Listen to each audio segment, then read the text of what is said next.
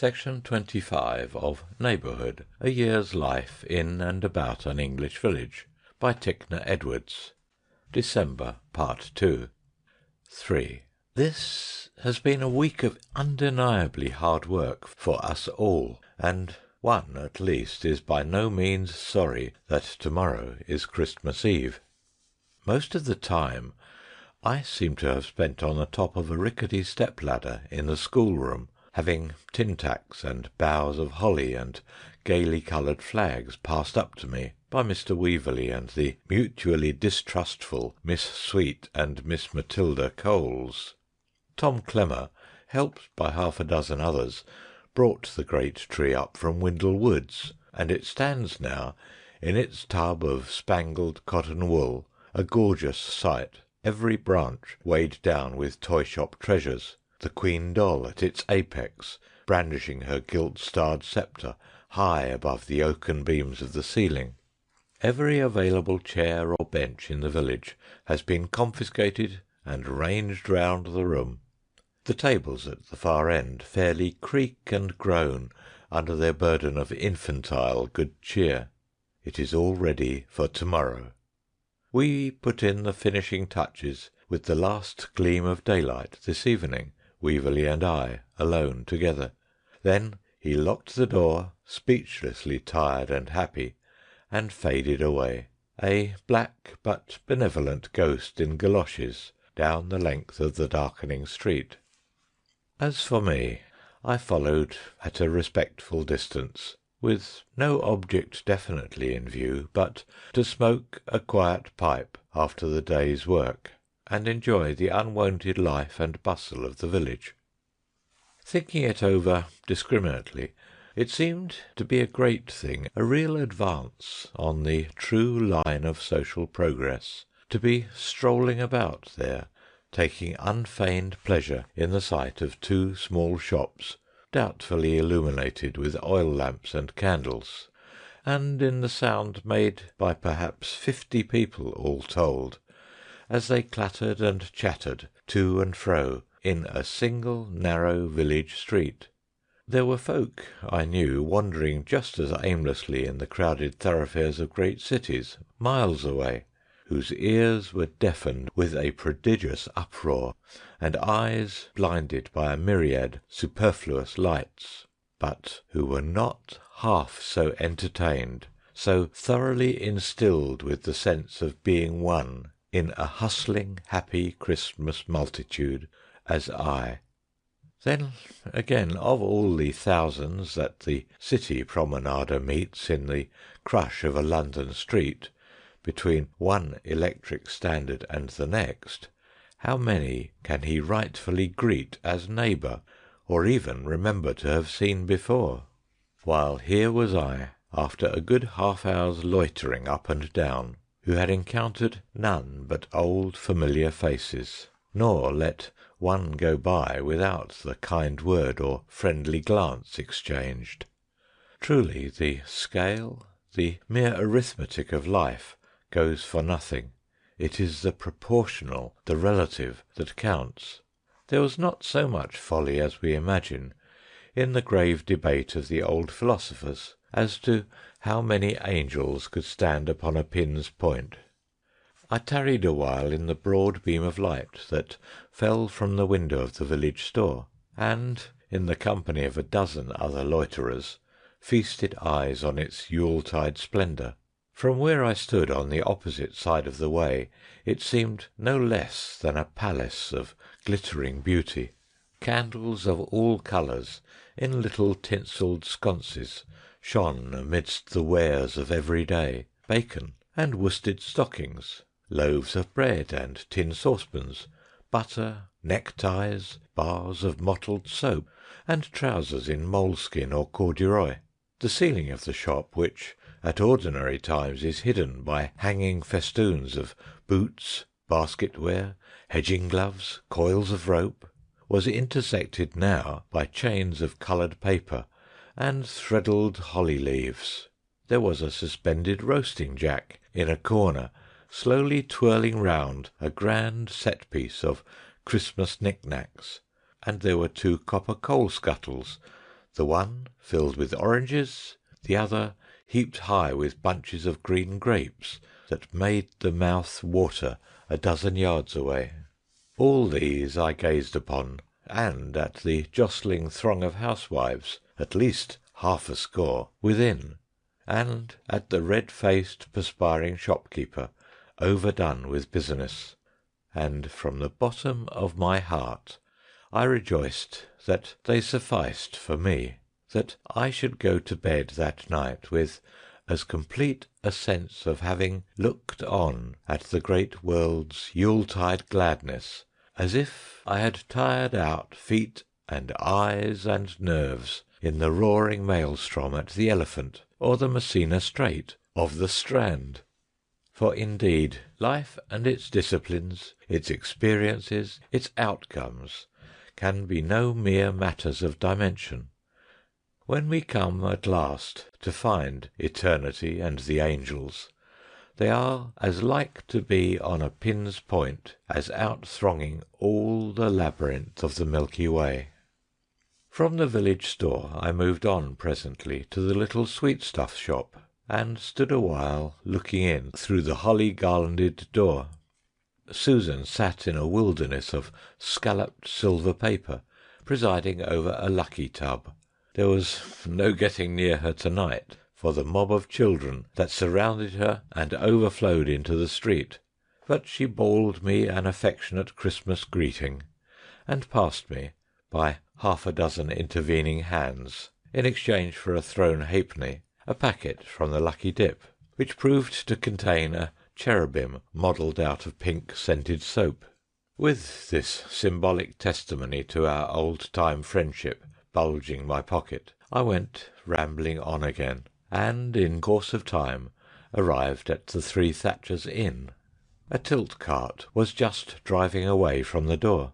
A numerous company was gathered outside, speeding the vehicle on its way with laugh and jest. "You've not fared so bad," roared old Daniel Dray, as he spied me in the darkness, "though you didn't come to the drawing. You've got a topside and a hand of pig meat. Stallard here, he's got one of the turkeys, and young George Artlett the t'other. A good club it 'a been, considering. And now the lot o' us ha' got to bide here till Dan'l gets home from Stavisham with a tack." This annual prize drawing and division of the Christmas Club funds, with the subsequent wait in the cosy inn parlour while the things were fetched from the town, was a great event in Windlecombe. On this one night in the year we cultivated, as a fine art, the pleasure of anticipation, and each did his best to make the time go with mirth and neighbourly goodwill. The occasion was also in some degree a kind of benefit for the landlord, to which all might contribute as a duty, if by any chance the inclination lacked. Looking round the crowded room, I could think of hardly one of the well-known faces that was missing. The old ferryman was there. How he got there was a mystery, but there he was, in the corner of the settle whence he had been absent so long.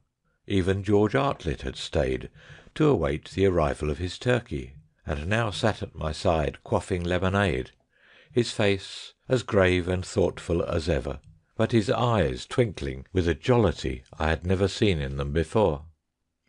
Young Daniel knew that no one would desire to curtail this part of the prize-drawing ceremony, and there was little fear of his wheels being heard in the sloppy street for a good 2 hours to come.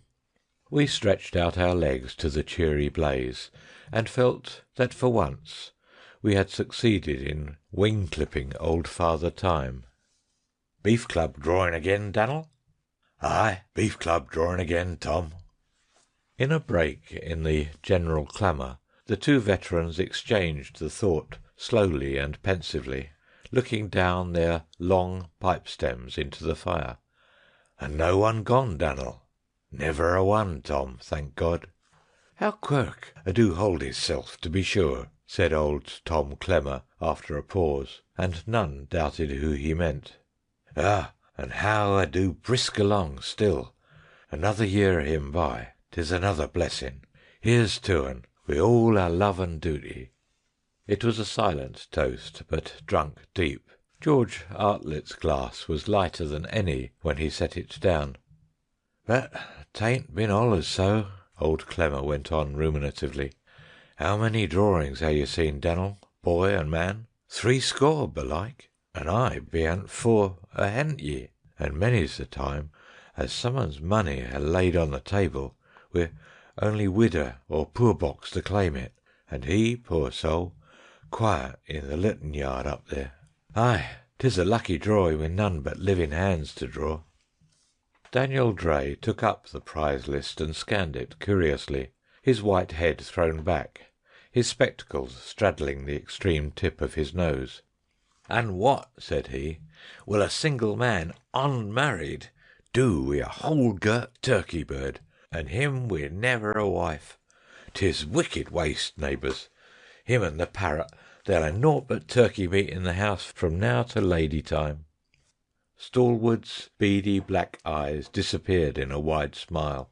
"I knowed a man once," he said, "out in Utah State, in Murrikitwa, as got a brace o' ostriches at a Christmas drawing, and when it come to carving at dinner time, the poor feller he got no more'n half a bite for hisself, because—" He stopped, suddenly recollecting George Artlett's lustrating presence.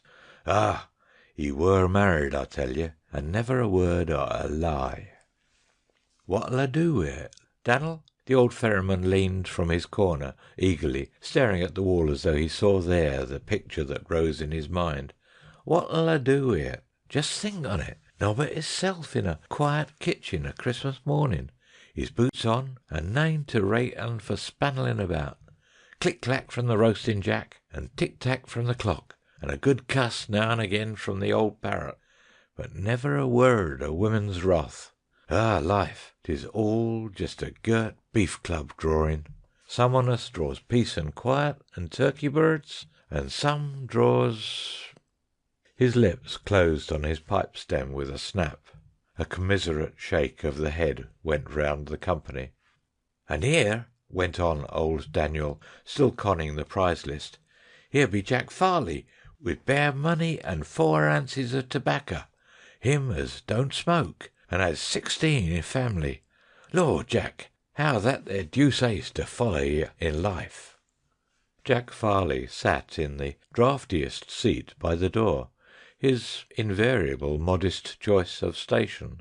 No one had ever seen him without a smile on his emaciated, sun-blackened face, and now he was smiling more determinedly than ever. "I dunno, Dannel," he expostulated gently. "'Twere a real double six when her and me come together all they years ago.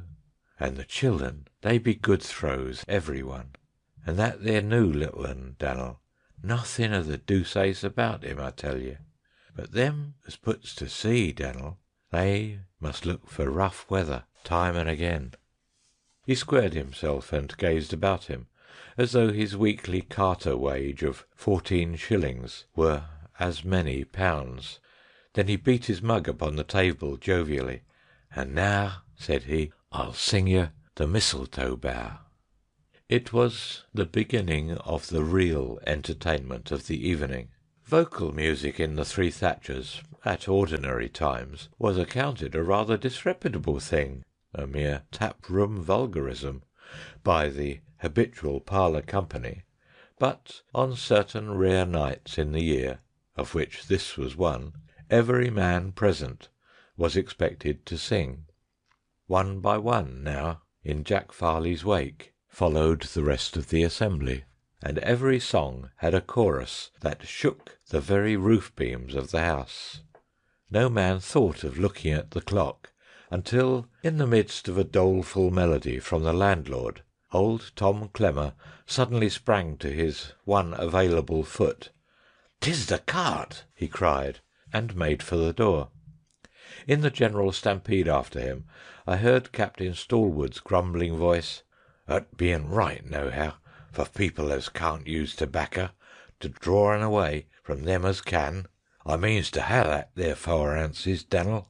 And Jack Farley, the old swab, I must make out the best as I can with the turkey bird. 4. Yes, I can see it, said the Reverend, plainer than the sun in a midday sky. With a taper at the end of a long cane, I had just ignited the last of the candles, and the great Christmas tree stood up before us, clad from its bole to its highest twig in a shimmering garment of light. We two were alone in the schoolroom, but beyond the closed door, we knew, was Mr. Weaverley, and beyond him again a sea of expectant faces filling the wide porch, and stretching out half across the street under the still frost-bound night. Every child that was not whispering excitedly to its neighbour was crooning to itself with irrepressible joy, and the sound came to us through the solid timber like the sound of a beehive just going to swarm. "Now open the door," said the Reverend, getting into his corner, "and if you miss a single thing, I'll haunt you when I'm gone to the end of your miserable life." I turned the key in the lock and retreated hastily. The door flung open. I saw the black form of Mr. Weaverley flicker aside, and expected the whole room to be invaded in a minute by an avalanche of scrambling, vociferating mites, but it did not happen so. "No one has come in yet," said I, over the Reverend's shoulder. "They are just peeping in at the door. I can see 30 faces, perhaps, with 30 mouths and twice as many eyes, opened wide, but never a smile among the lot. How quiet they keep! But now trembling fingers are coming round the door-posts, and a boot or two has got beyond the threshold. The reluctant vanguard is being pressed forward by those behind. They're creeping in now at last. The crowd has divided, and they are edging up the room right and left, keeping their shoulders against the walls, and all the time every wide-open eye remains fixed upon the tree in awe-struck delight. You hear that low whispering note. They are beginning to find their voices again, and the girls are at last venturing to let go one another's hands. They are all in now, I think. At least, the room could hardly hold another. And just as a failing mill-dam begins to ooze, then to trickle and spurt, and finally in a moment gives way before the pressing tide, so the silence now broke down under the flood of child voices.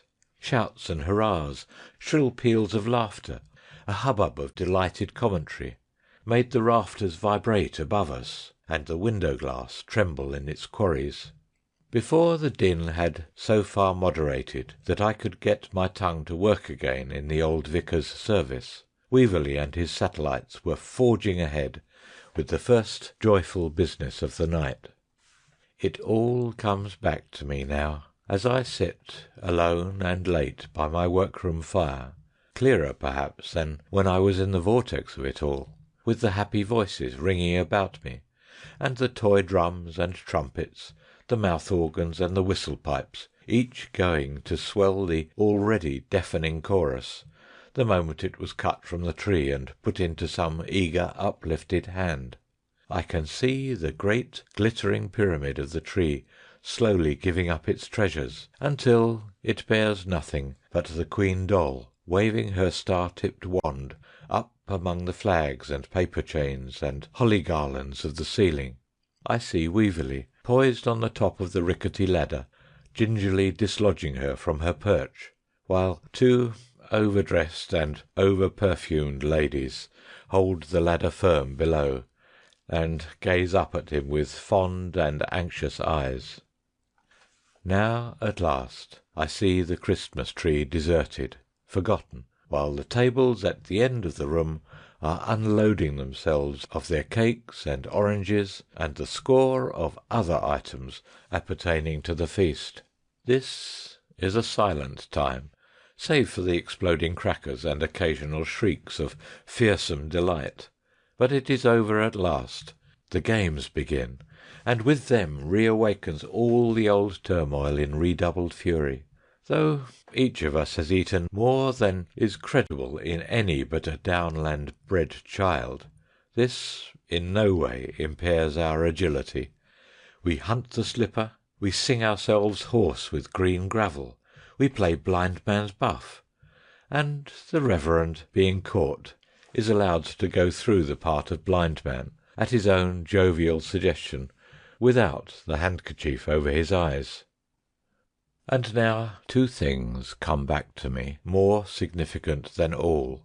But for this busy quarter of an hour, when he is staggering to and fro, clutching at pinafores and shock heads of hair, the Reverend has been rather a silent and deliberate figure in the midst of all the madcap business, more detached and quiet than I have known him at other Christmas gaieties bygone. He has hovered about on the fringe of the merrymaking, happy-faced as ever, yet with a certain slowness, a languor, that I have never marked in him before. This is the one thing. The other is a random glance I take over my shoulder at the Christmas tree, when the fun and frolic are at their highest. Pathetically forlorn and deserted it looks, with bits of string clinging here and there to its drooping green fronds, a single shining trinket hanging forgotten on one of its lower branches, and half its glory already quenched. As I look at it, every moment sees another candle gutter out and die. A few minutes more, I think, and it will be nothing but a sombre and solemn fir tree again, ready to be carted down and set once more amid the silent glooms of the wood. Somehow, in spite of myself, the 2 things, the 2 thoughts, blend themselves indivisibly together. I am glad now that, while through the long evening I poured into the Reverend's patient ear much idle chatter and many feather-brained conceits, I said no word to him about the dying Christmas tree. While I have been sitting here turning over these thoughts, my own candles have burned low. The wood fire has sunk to a few waning embers. It must be growing late. How late I do not guess until I turn to look at the clock. Almost midnight. Another minute or 2, and then Christmas morning. Perhaps, as the night is so clear and still, I shall be able to hear the hour chime in far-off Stavisham. I go to the window, throw back the casement against the rustling ivy, and look forth. There is the glimmer of a lantern over by the 7 Sisters on the green, and a sound of people talking quietly together. I think I can distinguish George Artlett's deep tones, and his brother Tom's, the singing ploughman's, higher, clearer speech, and an admonitory word or 2 that might be Weeverley's. The clock is striking now. Before its last droning note dies on the frosty air, the darkness beneath me fills with a living, joyous music. Hark, the herald angels sing, glory to the new-born King, peace on earth and mercy mild, God and sinners reconciled. Joyful all ye nations rise, join the triumph of the skies, with the angelic host proclaim, Christ is born in Bethlehem. Hark, the herald angels sing, glory to the new-born King. End of section 25. End of Neighbourhood, A Year's Life in and About an English Village, by Tickner Edwards. Please subscribe to update new videos. Please share and like if you enjoyed the video. Thanks so much.